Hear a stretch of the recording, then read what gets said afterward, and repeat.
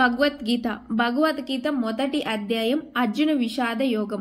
భక్తులారా, మీకు శ్రీకృష్ణుడి ఆశీర్వాదాలతో స్వాగతం.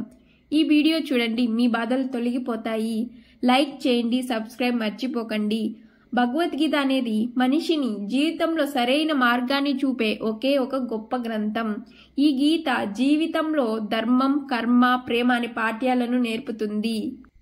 శ్రీమద్ భగవద్గీత ధ్యానం ఈ జన్మలోనూ జన్మ తర్వాతి జీవితంలోనూ ఉపయోగపడే అమూల్యమైనది.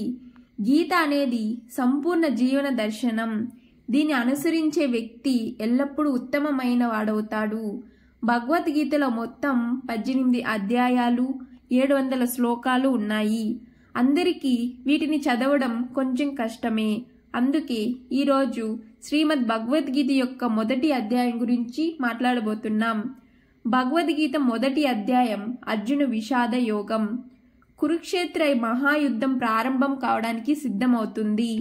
పాండవులు, కౌరవులు అనే అన్నదమ్ముల మధ్య జరిగే మహాసమరం ప్రపంచాన్ని కదిలించబోతుంది. ధృతరాష్ట్రుడు ప్రశ్నతో ప్రారంభం. దృష్టి లేని ధృతరాష్ట్రుడు తన మంత్రి సంజయుడిని అడుగుతాడు. సంజయ, నా పిల్లలు, పాండవుల పిల్లలు కురుక్షేత్రంలో ఏమి చేస్తున్నారు? సంజయుడికి దివ్య దృష్టి కలిగినందున యుద్ధరంగం మొత్తం అతనికి ప్రత్యక్షంగా కనిపిస్తుంది. దుర్యోధనుడు ద్రోణుని వద్దకు రావడం.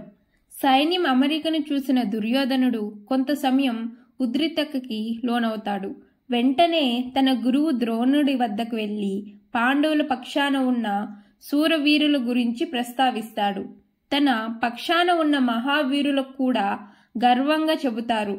భీష్మునుడు, కర్ణుడు, ద్రోణుడు, అశ్వత్థామ, కృతవర్మ, శల ఇలా యుద్ధం మొదలయ్యే ముందు సైన్యాల శక్తులను చెబుతూ ధైర్యం తెచ్చుకుంటారు. శంఖనాదాలు, యుద్ధారంభ సూచన. మొదట కౌరవ సైన్యం ఘోషాలు, శంఖాలు, బేరెలు మోగిస్తుంది. తర్వాత పాండవుల పక్షాన శంఖనాదం మహాశక్తిగా గర్జిస్తుంది. శ్రీకృష్ణుడు పాంచజన్యం, అర్జునుడు దేవదత్తం, భీముడు పౌడ్రం, యుధిష్ఠిరుడు అనంత విజయం. ఈ శంఖధ్వనులతో కౌరవుల హృదయాల్లో భయం పుడుతుంది. అర్జునుడు రథాన్ని మధ్యలో ఉంచమని అడగడం.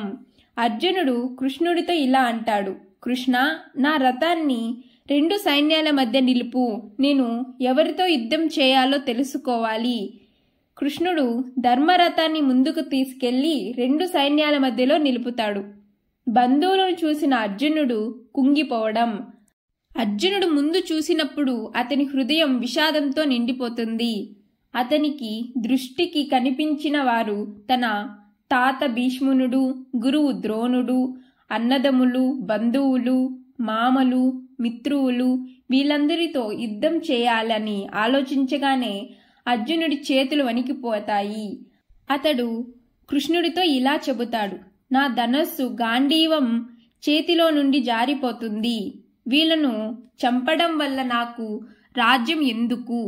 ఇలాంటి యుద్ధం వల్ల కుటుంబాలు నశిస్తాయి, ధర్మం నాశనమవుతుంది. అర్జునుడు తీవ్రంగా అసహాయంగా మారుతాడు. అర్జునుడు యుద్ధం చేయనని ప్రకటించడం. తీవ్ర విషాదంతో అర్జునుడు నిర్ణయానికి వస్తాడు. కృష్ణ, నేను యుద్ధం చేయను. నాకు రాజ్యం అవసరం లేదు. వీళ్లను చంపడం ద్వారా ఏమి ఆనందం నాకు?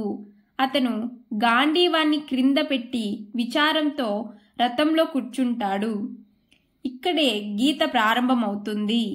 అర్జునుడు విషాదంలో పడిన ఈ సమయంలో శ్రీకృష్ణుడు అతనికి ఉపదేశం ప్రారంభమిస్తాడు. ఆ ఉపదేశమే శాశ్వతమైన భగవద్గీత. ఇదే భగవద్గీత మొదటి అధ్యాయపు పూర్తి కథ.